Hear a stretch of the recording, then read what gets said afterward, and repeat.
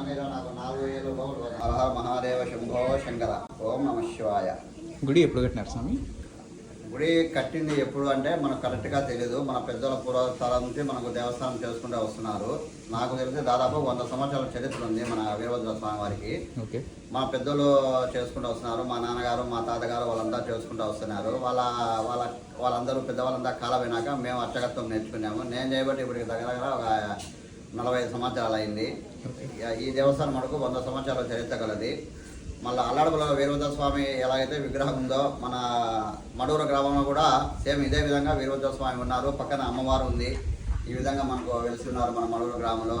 ఏమంటే భక్తులు మన గుడికి తక్కువ కాబట్టి కొద్దిగా జనాదరణ కొంచెం తక్కువ ఈ దేవస్థానానికి. అల్లాడపల్లిలో వీరభద్ర స్వామి వారికి జనాలు బాగా పెరిగినారు. అక్కడ జనాలు బాగా వస్తుంటారు. ఈ దేవస్థానానికి 2 అర్చకులు ఉన్నారు. ఒకరు నేను, నా పేరు చంద్రశేఖర్ శర్మ. మా భాగస్థుడు మాకు వరుస మా బంధువు ఆయన పేరు వచ్చేసి చిదానందం రావు ఆయన పేరు. ఆయన మడూరు గ్రామంలోనే ఉంటారు. నేను దగ్గర ప్రొద్దులో ఉండి ఇక్కడ దేవస్థానం అర్చకత్వం చేసుకుని వెళ్తున్నాను. ఇక్కడ మాకు వచ్చేసి ఎండోమెంట్ దేవస్థానము. మాకు నెల మాకు జీతాలు ఏమి ఉండవు. మాకు గవర్నమెంట్ ఎండోమెంట్ వాళ్ళు మాకు ల్యాండ్ ఇచ్చినారు. ఆ ల్యాండ్ ద్వారా మేము ఇక్కడ పూజా కార్యక్రమాలు నిర్వహిస్తూ ఆ భూమిలో వచ్చే ఆదాయాన్ని మేము తీసుకుంటా లాభం వచ్చా నష్టం వచ్చా అంతా మాకే సంబంధం, అర్చకులకే సంబంధము. మాకంటూ ఎటువంటి జీతభత్యాలు ఏంటో ఏమీ లేవు.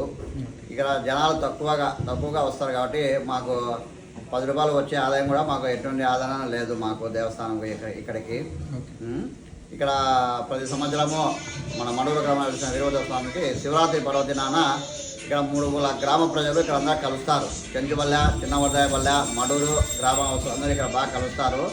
మధ్యాహ్నం ఒక 500-600 మందికి ఇక్కడ అన్నదానం జరుగుతుంది.